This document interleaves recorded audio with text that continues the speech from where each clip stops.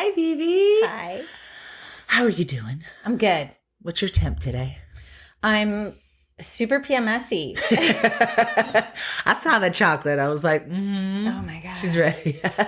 It's really funny because I don't know if this is every woman, but it's like you're surprised every month. It's always the feeling like, it's coming, it's happening. You've had it forever. It's not like it's new, but it's surprised. You're like, God, I don't know why this week I was just like craving brownies. I'm just stuffing shit in my face. And you're like, that's not normal for me, whatever. And then next thing you know, you're in the bathroom and it's like, boom. Yep. And you're like, Right. And you're pissed. Like it's brand new. And, It's interesting because it's perfect for our topic today, which Yes. I'm so excited to talk about, which is like infertility and being pregnant and being coming. But it's so funny because when I was younger, I was like, oh, thank God I got my period. And then as I went on this journey of trying to get pregnant, I was like, oh, I got my period. So it's interesting. And now I don't get my period at all. I'm quite enjoying that, I'll tell you. When my mom didn't get her period anymore, she's like, I lost my friend. I'm sad. I'm like, yeah, I hear that too. I don't know if I'll miss it. Because then they deal with menopause, and that's a whole other beast. Yeah, men have no idea. Which I'm not looking forward to. I don't know. No, they don't. No, but we'll talk about that. How old were you when you got your period? 11. How about you? I was about to see The Firm. I was on my way to The Firm, and my mom was like, "Yay, you got your period!" I was like, "Oh my God, you would have thought I won the lottery." 12. Okay. It was right in the morning, right before we had to go to school, and I'm like, that's the worst. I'm like, "What is this?" And my mom I go, Mama, and she comes in and she's like, "Oh, God damn it, Vanessa," because she's rushed because she has to go to work. Oh, God forbid the period affects her life. Okay, love you, Liz. Yeah. So then we had to go to the market and do the whole dance, and she's late, whatever. And then there it was. Oh, and I had to figure that out. Yeah. Yeah. But then I find out a year later, because I go visit her at work or something like that, and they're like, Vanessa, next time you have your period. Okay. I was like, my mom just told everybody. And I was like, what's up with her parents? Your mom and my dad are so similar. Like, he's going around telling everybody how much I weigh being pregnant. I'm like, this is not one of those circus shows where you guess the woman's weight. Like, wow. But he's like, wow, she's this. I'm like, okay, she's over 200 pounds. I'm like, yes, I am. Like, it's fine. But he's just like, isn't she holding? Like, he's proud of it, kind of. Like, she's holding it well. But I'm like, that's none your I don't know you. Like, yeah. Well, my mom would be like, you're so big. And I'd be like, and you just, you're hormonal. Right. You have, right. You still have feelings and you're sensitive about this. And you're like, I'm not that big. It's a belly. Like, and I didn't gain a lot of weight during the whole thing. Great. But it was just I was like, she would get me like 2X sweatshirts. And I was like, right. You're like, went from a small to a medium. I was like, we just don't need more stuff. The only B should be beautiful. Thank you. Not big, not boisterous. I mean, I love it. It comes from a good place. Of course. So it's all good. But, you have your parent dynamic. It's what it is. Absolutely. Yeah. No, so funny. But I'm excited to talk about this topic today. Yes, fertility. Because you are a leader in this arena, I feel like, and it's interesting, and I'll say that because it's such an interesting topic because it's so different for everybody. However, you opened the door to my eyes. Like, I had a friend that I've been her mother since I was 16. I knew everything about. Pioneer. Yeah, amazing. Joyce Vargas, she was amazing. But I knew a lot. However, with your journey, it was so interesting to me. And now it's like I'm seeing women. It became personal. So personal. Yeah. And then I thought we had Joyce, and then she passed away. But I also could not believe that how many women of every single age, not just like, oh, you're old and it's like so many stigmas were just broken open. Right. By connecting with women, talking about this finally. I think it's our generation. I think it's very prevalent right now in these newer generations and stuff. But like for us, when my husband and I wanted to have a baby, we just weren't getting pregnant. How old were you when you started? When we started, we wanted babies right away, pretty much almost. So what, 30? 30, baby? We got our husbands back here. I know. It's pretty awesome. It's good. It's pretty cool. So 30, and you just you go for it. You're like, okay, bye-bye birth control. And you just let that go. And then you realize, And then, when you hear about the biological clock, it was real for me. I did not. You had it. Oh, yeah. You feel it. Yeah. At 30. Well, because at that point I had decided we want a baby. Was Malcolm stronger than yours, or whose? Because I love it. He's actually, mine came first, and then it waned, and then his came in strong. Okay. And then it was like balancing that. It just, you have your journey together as a couple, and then you have your individual feelings. I mean, just as a person anyway, in a relationship, you have your individual selves, and then you have yourself as a unit. But similar to that is how your fertility journey is. And this one, it's not what you expect, because right away when you grow up, you think, oh yeah, when I'm ready, then we'll just get pregnant, and have a baby, and boom. Right. Yeah. And that didn't happen for us. And I think that's very common now. And I mean, at the time when we were first starting, people didn't talk about it. It wasn't spoken about. Right. It's people talk about it now because it's so prevalent, and you have so many celebrities who are open about it. And this was 10 years ago. It's a decade, let's say, give or take. Yeah, okay. No, more, a little more than that. Like it was 13, 14 years ago now when we first started. So who did you have to talk to about it? Each other. Right. And then you go through your own journeys of, not talking about it because you don't know how to talk about it. You don't know how to feel about it. You feel you go through feelings of blame and guilt. You think it's your fault what's happening, and then you go, okay, gotta go to the doctor, and then you go to the doctor.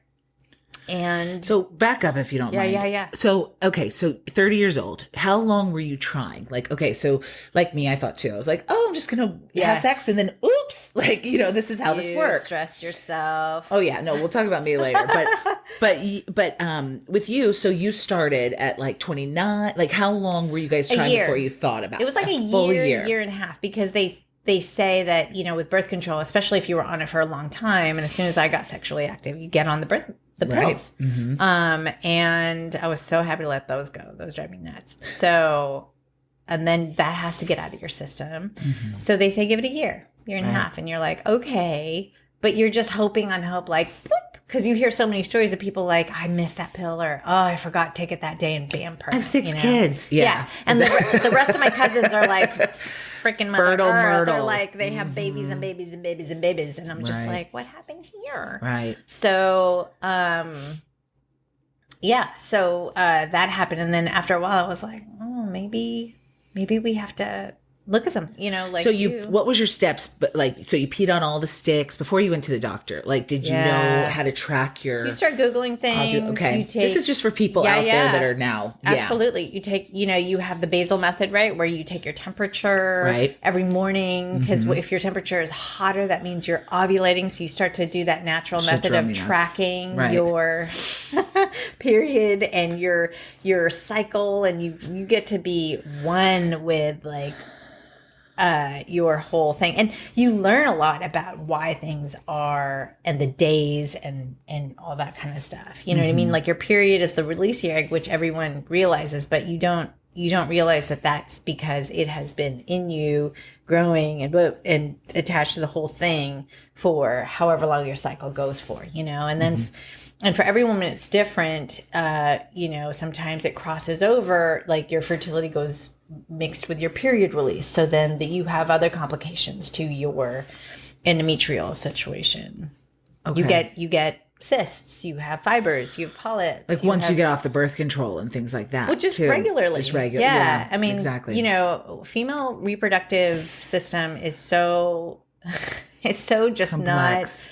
Complex. And as much as we know about the anatomy, for some weird reason, and I don't want to say male versus female, but there's a lot that we know about the male system, but there's just no support of the female system, and it's not the same, Like endometriosis is real, but it's only just coming now, but there's no insurance that really supports all of those factors, and doctors really who don't support those either. So okay, put a pin in the endometriosis. Yeah, okay. Sorry. So then just the journey. So then you had a year of trying, and then did you look at Mac and just say, we need to go to a doctor, we think? Or was it every month? Was it a disappointment? Were you guys, yes. Was it really hard on you? Like, yeah, emotionally you're thinking, oh, okay, let me try to get pregnant naturally, because obviously when you look at not being pregnant and looking at the possibility of having to go to a doctor to get help, there's costs involved. We'll talk about that in a second, and processes involved that are just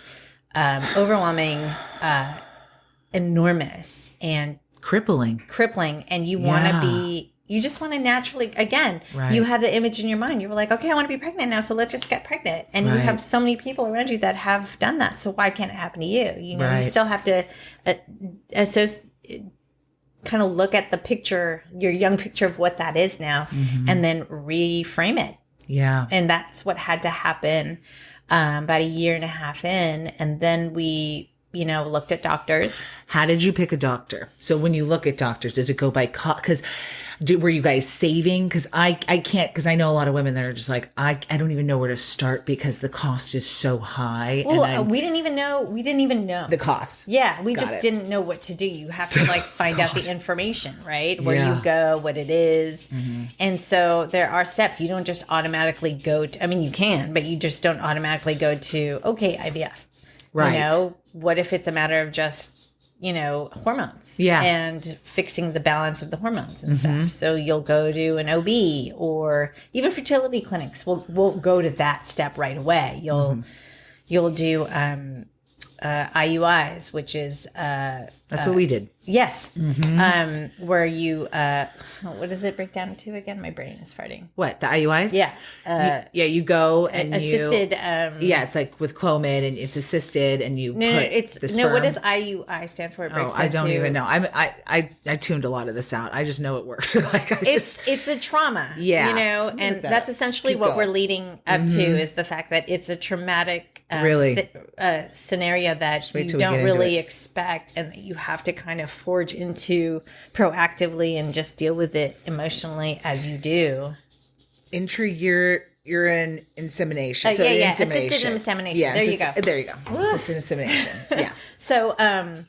So you do those where essentially your husband or your partner, get the sperm, and they filter it and shake it up and get it ready. And then they just help it along the path to where your uterus is, where your egg is.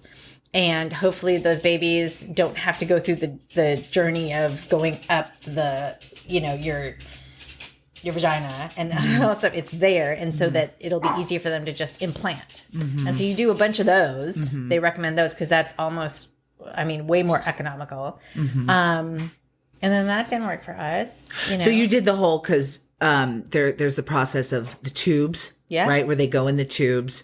And that's what we did, because I will speak for myself. Yeah. I was very impatient because the doctors kept telling me, you're 39 years old. Once you turn 40, you're screwed. You're old. And if you want two, after 40, you're going to be going into IVF. And I was like, oh my God. And my poor husband, I'm like, it's time to have sex now. And he's like, okay, I'm not just here for... We can go to pregnant sex. We can get into... We'll get into put a pin in that. Sex. We got a lot of pins to pull out. But my doctor, when I hit 30, she was... And I have a really great relationship with my doctor. I love her. This is your OB doctor? No, this is my regular general. Okay, got it. She just came to me and she go, for one of the physicals you do yearly, right?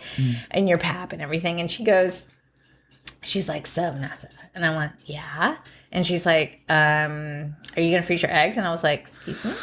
And she's like, you're not getting any younger. And I was like, 30? Pause. At 30. Oh, she's like, are you trying to get pregnant? I go, yeah. And it was just but she was the one that was like, hey, think about this. Oh, Lord. Yeah. Okay. So then you're in your head. Okay. So bring it back. So you then went to the doctor. You tried the tubes. The IUI. So you do the IUI. How many times did you do the IUI? Because you can do this a few times, you guys. 4 times. And how was that for you emotionally every time? Just for everybody out there, because this is a major financial, emotional, just roller coaster. Yes. And like a ride where you're like, get me off. But then you want to stay on because you feel like you want to be pregnant. It's a dream. It's a hope. It's a wish, and unfortunately, when you go through these emotional things, you still deal with the business of the medicine. and that the business is a real thing because the cost, all that kind of element of it, and that can get very stressful, and that leads to a plethora of just difficulty and complication. And at the end of the day, you have the doctors and the whole business of it playing on your hope and your wishes and your emotions. And you're like, yeah, but that's where, that's you as a patient going through that, is going. And as the years go on and you're going through escalated procedures because this one didn't work and you're starting here, it gets to be deeper and graver, and in the beginning you're just, I didn't have the vocabulary or the emotional intelligence or the maturity to even understand and deal. So it's like trying to figure that out. And we didn't know how to talk about it. We were like, we would talk with each other, but even that is difficult to talk to because you have feelings of guilt and feeling bad of not being able to, like I know for myself, I was like, oh my God, I can't get pregnant. What happened? What did I do? Like as a woman, did you? Yeah, because I feel like we're taught that. Yeah, like that's what we're here for as well, is to be pregnant. Yes. And it should be easy. There's so many stigmas and forever the doctors were like, it's just unexplained infertility. Unexplained infertility. Here's your bill. Infertility. Yeah, here's your bill. Yeah, that's we just try this. We can just try that, and you're like, what? Wow. What do you mean unexplained? And then I think after a while I realized I look young for my age, especially back then. I looked very young. We were young. And so they didn't assume, they were treating us like we were young and there shouldn't be a problem and it's just a matter of time. Instead of just going, oh, this is their age. This is because looks doesn't matter. Your age informs your egg. You learn so much about your eggs, your sperm, your genetics, the whole thing. It informs all of it. So yeah, when you said you were turning 39, your doctor's like, for real? Because at 35, you were considered a geriatric old mom and you shouldn't be. I'm calling Kamala Harris and she needs to take that off of the bill. Like, to take that word and like make it illegal. I think it's hilarious. Awful. It's hilarious. It makes me crack up. But think about it. Way back when, people were getting pregnant and getting married at 12, 13. Exactly. Because that's when they were supposed to get pregnant. Right. That's when your eggs are fresh and popping. It's true. Yeah. But that's when we're taking birth control. I know. It's crazy. Yeah. Okay, so then you did the IUIs. You went through all of that. Yeah, and then with the next escalate, you get Clomid, which is where you're at, right? And they're taking blood tests and checking out your hormones and, making sure the sperm's all good and all that kind of stuff. And then you do, the Clomid is medicine that releases more than one egg from your ovaries into there so that there's more of an opportunity of getting pregnant, right? But what people don't realize is that, how do I say this? With like miscarriages, there are, let's start with just your eggs, right? They're good eggs, there's bad eggs, and there's amazing eggs, and there's like menza eggs. So they're predisposed. Like our eggs are our eggs from when we were born. They don't get created as we get older, whatever like that. That's it. We get those eggs. You're born with like 600, they go up to like a couple. You're born with how many? I think I don't know if this is correct. So yeah, don't tell me, but I think it's like a matter of I'll put it down in the chat. Like, we'll write the stats. Like 600,000 or something. You end up with like a few million or 6 million or something like that, right? Okay. And then as you get older, they start, every just period like release. You release an egg, and so you think, oh, you should have millions still, but no, because those eggs get older too. And then as you age and your system and autoimmune and life and stress and all that your lack of vitamins or whatever, those eggs start to, they have the same life too. They're deteriorate as they get older also. Right.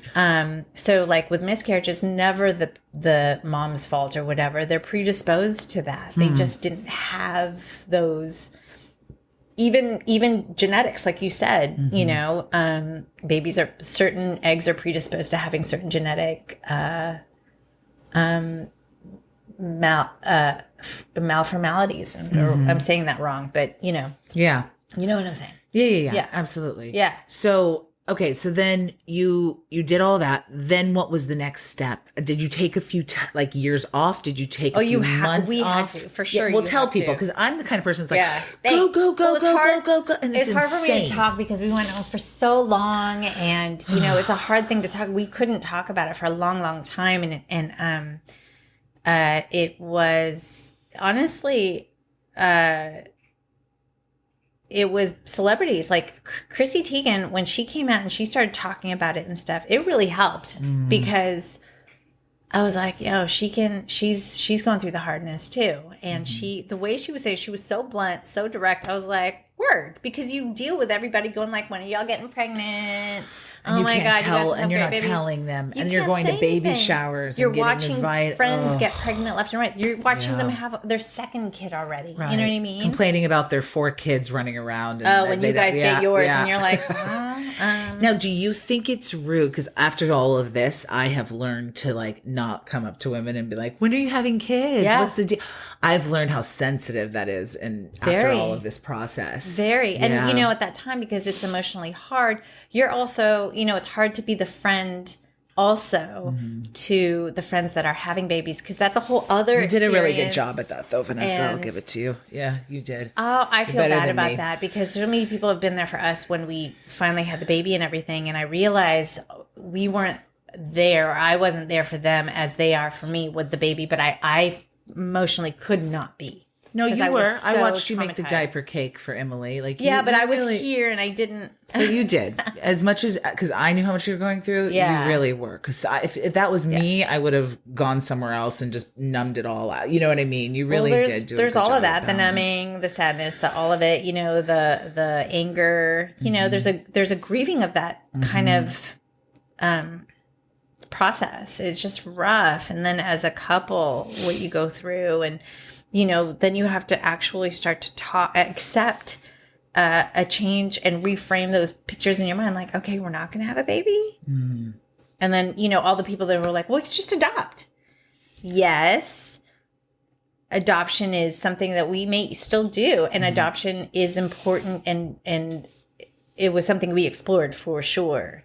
But when you have your mind that you want to, I always wanted to be pregnant. Yeah. I wanted to carry or something. And you want to try, you want to say you tried everything and your best so that there's no regret after or something, and it's, it was just all of that. And then it's also wrapping your mind around that too. So if you fully let go of having your own, not that if you adopted that baby wouldn't be yours, or that child wouldn't be yours too. Though. It's different. Yeah. It is. But we explored, we went to the workshop, the whole thing. And so we were almost there. And then we decided to give it one more go.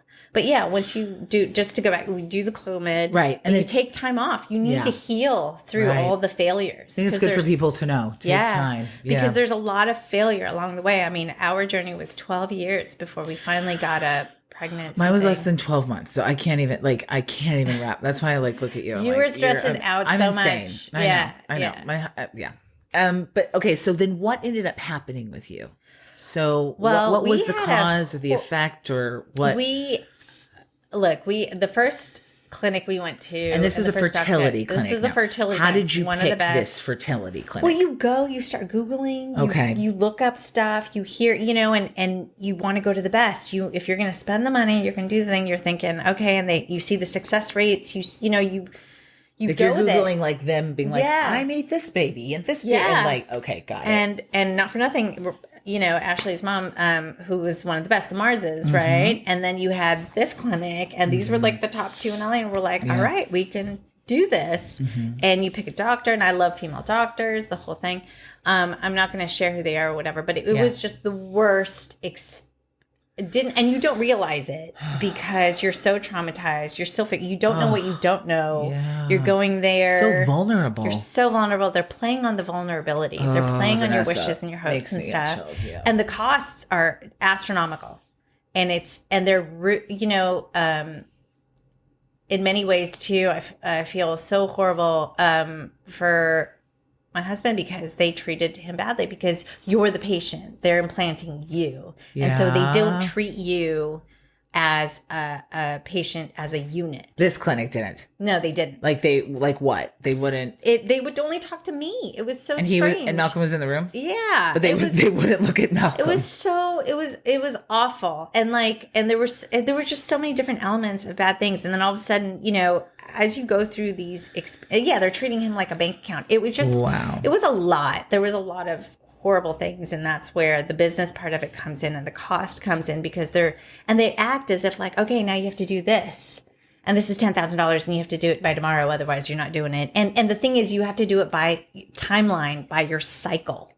Wow. So it's not like you can take your time and wrap your head around it and go like, okay. We're talking 10,000. We're talking big numbers here. We're not like huge every single time. $500. Yeah. Like, that's still a lot of money for a lot of people. And it's like a Tuesday, and they're like, okay, so Thursday you have to do this, this, this, otherwise you'll miss the boat, and then everything you've done up to that point is for naught, and you're gonna have to do it over again, and blah blah blah. And you're just like, what? And so and that doesn't stop. And insurance covers nothing. Nothing.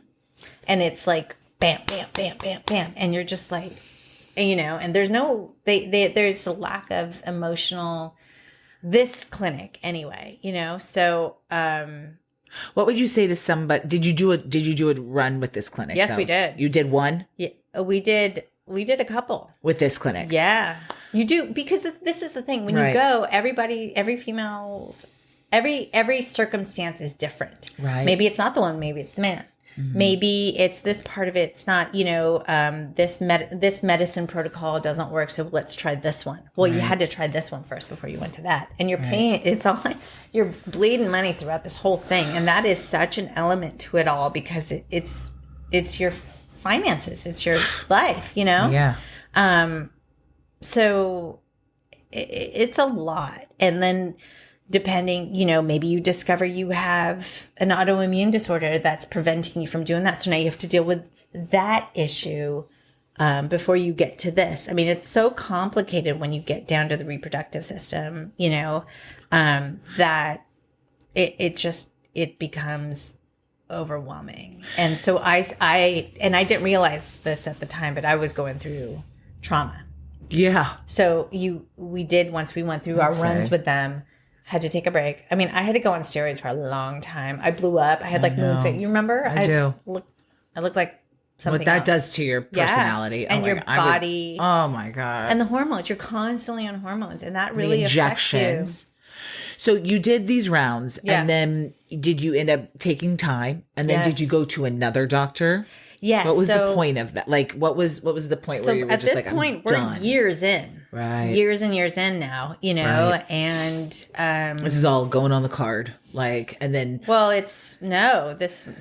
financially. Yeah. Financially it's being covered, you know what I mean? And you have to, otherwise you can't move forward. Cash. And thank God it's cash. It's my husband cash. I mean, I'm saying it's massive. And what that does to a dynamic of a relationship too. Absolutely. Because a lot of people can't go as far if you have like a minimum wage job. There's not even going in this arena at all. Like then you're stealing babies from people. You know what I mean? Then you have other, like that's why when people just throw it out there and be like, oh, you should just do this or get a surrogate or get that. That's and you're cute just how like, they just go, you're just like, do yeah, that. let me just do that. Even surrogates are what, 90,000, 80,000? Like that's $100,000. Oh my God. Minimum. Yeah. Like who has the, you know what I mean? Who has this to just shell out and have fun? No. And you got to acknowledge that. I mean, that's massive. That's a huge, as much as the women are giving of their bodies, the men are giving of their bodies as well, and their emotion. It's all the emotional investment and all that kind of journey.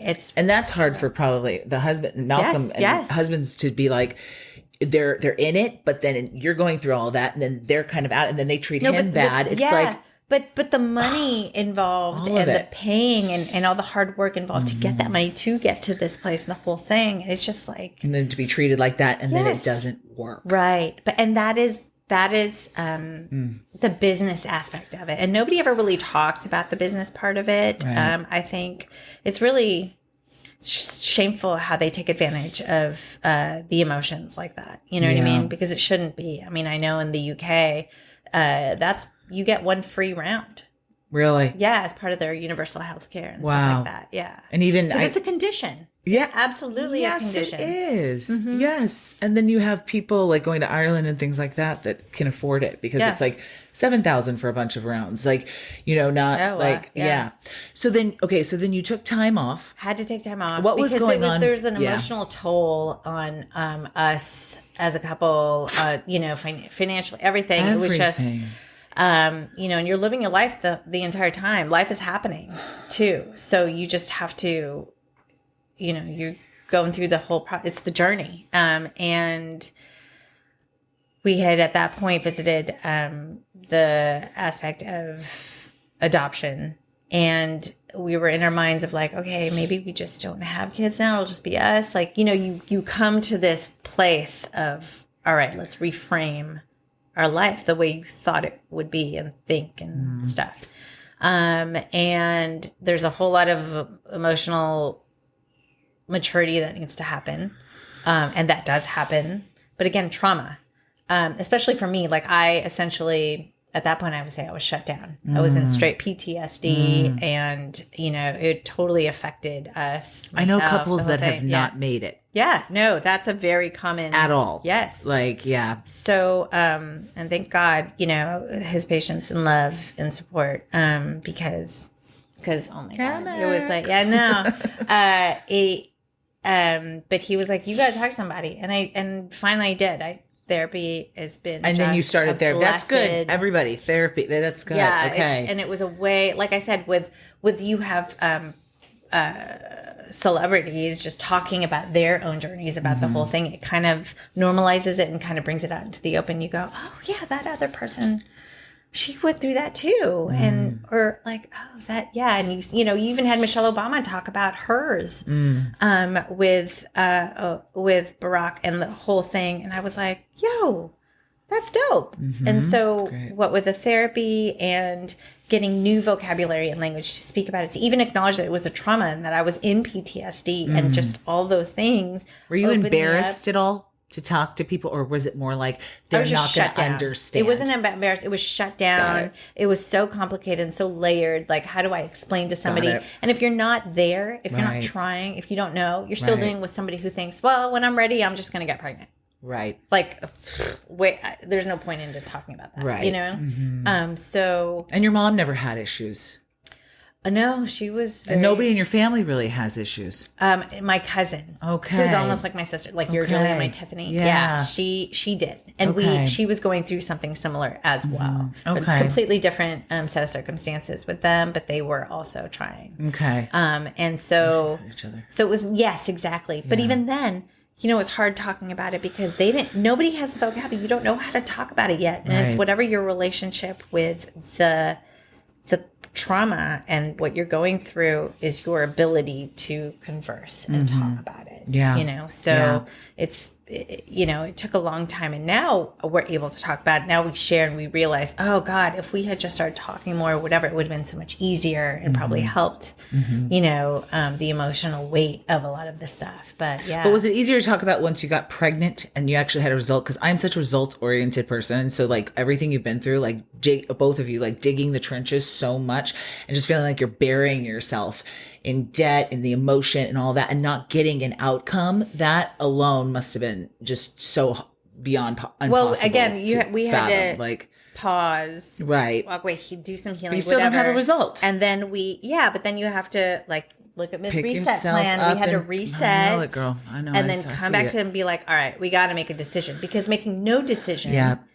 is worse than making some decision. 1,000%. Yeah. And when that happened, I was like, all right, I can do this one more time, to go through the emotional whatever. And so you picked another doctor. Well, absolutely. How did you find the next doctor? Well, at that point with therapy and everything like that, realizing how horrible that clinic was and the experience and how just a side note to all the medical things, when you grow up and you go to the doctor, you don't think that you can question the doctor. It's like, oh, well, the doctor said this, and you don't know what you don't know, and you just kind of follow along. They know best. Yeah. Like, well, the doctor said this, so I mean, they have to be right. It's like what you read in the news, what was in the newspaper.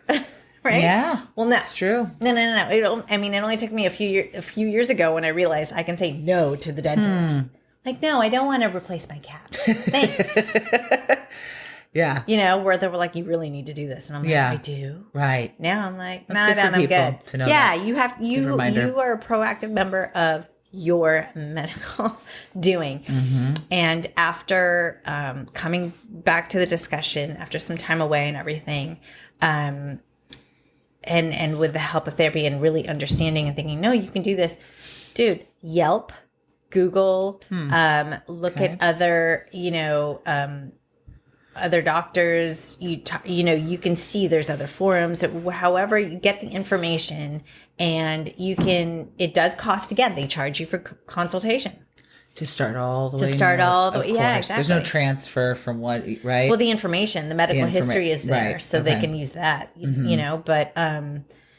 but you do. And so I did. I went on a heavy Yelping. I did, I got we had a couple other people that had gone to this clinic and were successful. So you were talking to people by this point. Oh, yeah. Okay, good. And so we just felt good to book a consultation, and then we were very vocal. What's the money of booking, just for people out there that have no idea? And I've got some stats here that I want you to balance off of, but yeah, just a consultation. Someone wants to walk in the door. Well, depending on the doctor, you have those big fancy Beverly Hills doctors, or you have a standard doctor. Go anywhere and also just how good the doctor is and stuff. You're anywhere from like $250 to $600, $700 for like an hour consultation. Your Marses are like $6, $7. Oh, I'm sure. Yeah, and they're brilliant at what they do. Yeah. However, if you can't afford, people can't even fathom that. Yes. So they're quote unquote the best technically. However, if you can't, though, what would you say to a person who can't go to like a $600?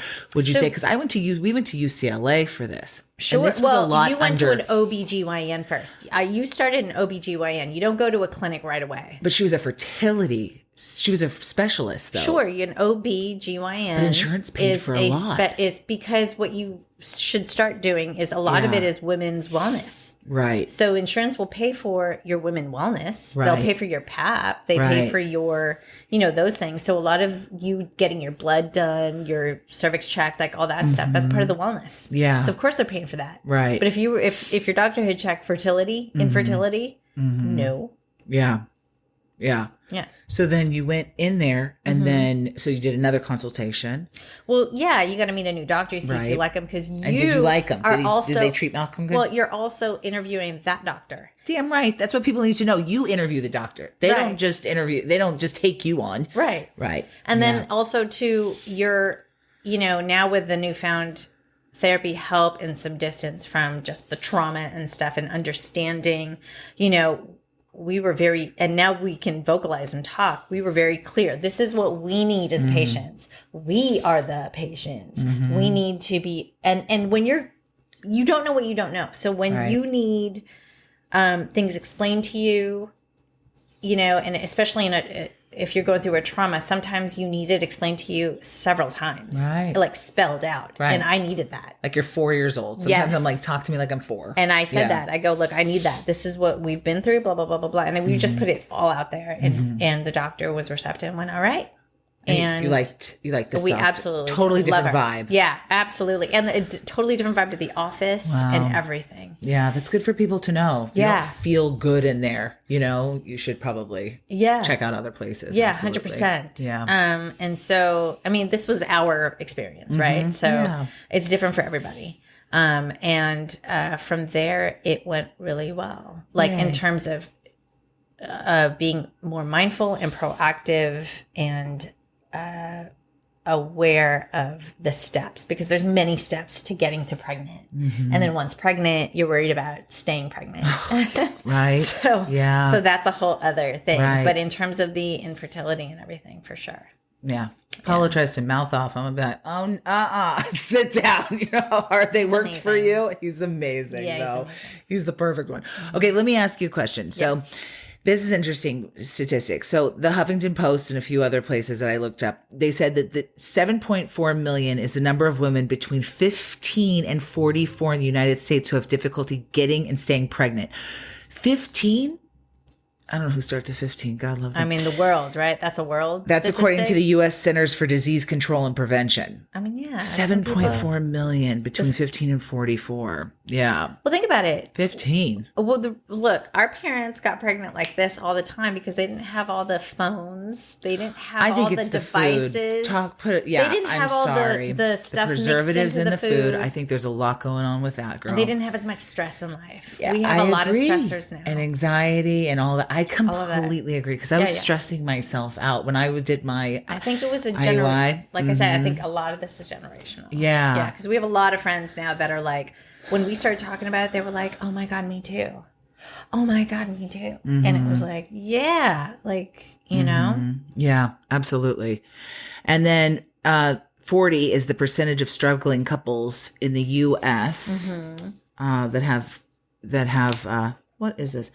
In which the male partner contributes to the cause of infertility. Sure. That's according to, and that's, my husband was jumping around because he has super sperm. They said mine does too. Very super sperm. And that made me feel like jumping around. I was like, congratulations. But I remember when we heard that, I was like, oh, so it is me. You know what I mean? And then you feel, and I felt so bad and guilty. I was like, God damn it. That's real. But, you know, of course, just separate of it all, of course, the man would be part of it. You know what I mean? It takes two to tango. Of course. Why would it always but people are always predisposed to think it is just the woman. It's the woman. Yeah, so that's a good statistic. And then 6.1 million, the number of women who suffer from polycystic ovarian syndrome. Yeah. Affecting 10% of women. PCOS. Sure. It's the most common cause of female infertility, according to the U.S. Department of Health and Human Services. Yeah. So people don't realize the cysts, and you've had cysts, I've had cysts. That's what contributes to painful periods. Right. Because they're just little hard balls of tissue, right, that are stuck in your uterus, and they don't allow the egg to implant in your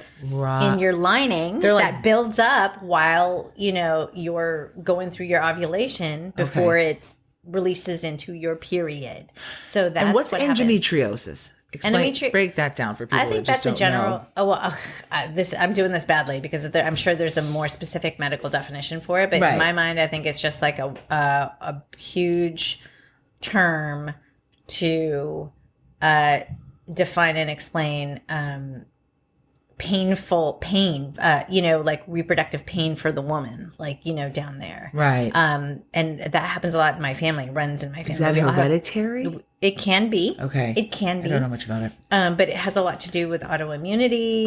And, hormones and stuff. There's a lot of people that talk about it now. And it is a thing. It's real. Yeah.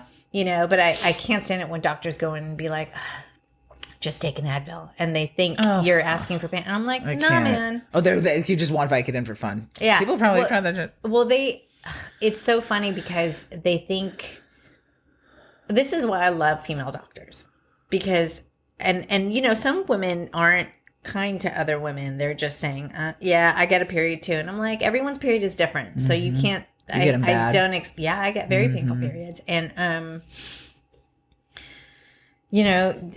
people have to realize that. And I think that conversation and that reality is starting to be more widespread because it's spoken about. And so people are now really sharing. And so there it is. Well, women have vaginas. They understand the feeling of it. It's like men. I've never been kicked in the balls. I can't even imagine. But men can identify with what that feels like. Yes. I can't even imagine. Right. Yeah. But yeah. Okay, 12,400. Tell me this. The average cost of a single cycle of IVF in the United States, as reported by ASRM, 12,400. Of a single cycle? Yeah. No.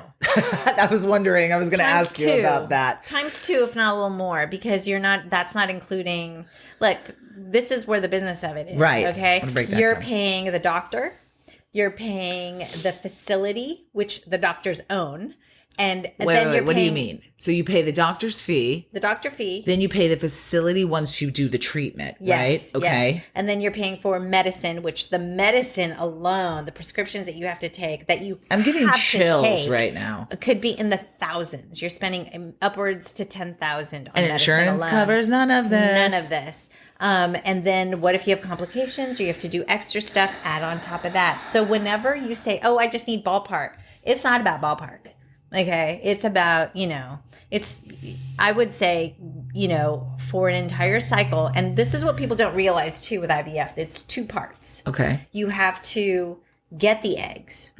And that's really the rough part. That's a surgery, right? Well, it's all kind of like surgery. A procedure. But like, you have to get the eggs from you, and you want more than 1. You want more than 2. Right. You want as many as you can to try. And you go under. Succeed, and you do. You go, yeah. Okay. But you have to get the eggs first. Okay. And then you have to make sure the eggs are good. Because remember, you have good, bad. And they test that. They test them. How much is that? But you got to pay for the test. It's all a la carte. You want to know if it's a boy or girl. You want to know if it's this, the genetic testing. Oh, you should do that because what if it does Down syndrome? And you're like, what? You know what I mean? So we don't want that egg. We want this egg. And this is when you start to understand. And this is where science is legit. This whole, the way faith and religion kind of inform all this is, really, it's very scientific. It's all medical at that point. And it all costs, so you're paying for the doctor, you're paying for the facility, you're paying for your anesthesiologist, you're paying for the place where you have your surgery, you're paying and they usually own the surgical center, a lot of them. 100%, and then you have to pay to freeze the eggs and keep the eggs, for the entire year. And then you got to pay. That's per month. Per year. Per year you pay to freeze the eggs. Yes. And there's wow. Tick, tick, tick, tick, tick. Yeah. I've seen infertility's people's houses. Now I know why they're so big. It's not even a joke. Yeah. This is a business. Oh, it absolutely is. Wow. And again, on your feelings, on your emotions, on your hopes and dreams. And it's devastating. Well, I applaud you guys for making this beautiful baby and finally getting here after all of these steps. So thank you. And thank you for opening up about all of this. Is there anything else? Like, I feel like you really broke it down for me. So that was much. And this is your journey too. I don't know if I did say anything. Did I say anything? Am I missing anything that you think I should share or say? No, I think you did great. You think so, babe? Okay. Yeah, well, because it's a we. I just learned. It's a we thing. It's not just to me. No, absolutely. And Malcolm will have his opinions and his own experience too. Absolutely. And I think it'd be cool later on if Mac would want to come on, like talk about the guy's perspective as well, because for sure. It's a whole other level. Even tough. Too. I mean, I remember when let's turn the table here real quick. Oh, I was insane. Yeah. But I also watched your journey, and I knew a lot of people that couldn't. And then I was getting older, and then you sit down with that doctor, the OB even, and she was like, "This is the deal. Boom, boom, boom, boom, boom, boom." And I was like, what are you talking? She's like, this is what we're going to do. And then we might get to that. And then the IVF stage. And I was like, and then Chris couldn't come in and do any of this because of COVID. And so all of these tests, all of these things, I wanted him by me. I'm trying to do like FaceTime, and it was just nuts. And then I was like, how much does this cost? And she's like, well, and then, with my name associated, I don't know if they boosted up with that. I don't know what they were doing with that. But then she was like, well, it's going to cost up to, and I was like, where do we start? You know what I mean? She was getting me all the way to the end of like IVF. And I was like, she's like, well, I have to show you all of this. And I was like, okay, but where do we just begin? One moment at a time.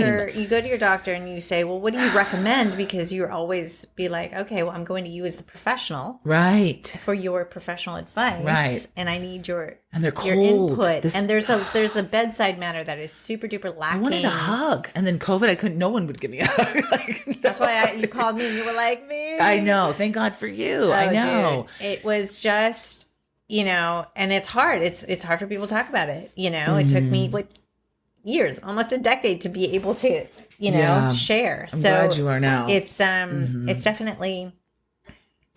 Yeah. Yeah. But and then all of this, but I like that we explain that there are steps before you go in and really, 100%. And I think the biggest thing I took from what you just said is go in and see how you and your partner feel with the doctor first and foremost, and see if you connect to them and see, you know what I mean? Because you said it great. You were like, you're interviewing them. Yes. They're going to be working for you together. And there's as an emotional team. Element about this, and you should make that as part of your conversation. And that's something that I've learned. I mean, they can only speak to the emotions in a very minimally, but they should at least have a good bedside manner and take that into account. And look at your husband as well. Yeah. I mean, and then when you do share about emotions, and you do share because you can't help but but do they? You're an emotional being, especially when you're going through what you're going through. They're able to assess that when they're speaking with you about your procedures or your options at that time. You know, Yeah. they're not being insensitive and saying, well, you just tell us what you like to do and then we'll go from there. Right. You know, you have to find that. And there are offices that are very cold, which we discovered. And obviously they weren't the best because they didn't get you pregnant. No, and then come to find out when I started doing the major Yelping and all that kind of different stuff, because you can Yelp doctors, you can get reviews and the whole thing. They had the worst reviews. And I was like, makes sense. But you, again, don't know what you don't know. Of course not. If No, you've and there never shouldn't done be it shame in before. any of this. No. Yeah. Yeah. Like if I only made this decision and if only this, I could have saved it. It's like you can't even go there. Yeah. But it's good to have this open conversation about all of this. Yeah. Anything else? This is great, V. This is really I'm great. sure there's a lot more. Comment if you have any questions. Like, oh, this is amazing. So please, and tell please us your share journey. your experiences, because I'm telling you, you got to share. You got to let it out. Yeah, forget the shame and the stigmas and all of that. It's not shameful. It's so common worldwide. Worldwide. Truly. Girls starting at 15. Like, what? I don't even know whose mother allows that, but okay, you know? And there's many avenues. There are many avenues to becoming a parent and having babies and stuff. So, you know, go ahead. Thank you for that. Yeah. All right. Raw talk. Raw talk. That was some raw talk. Way to go, baby. Thank you.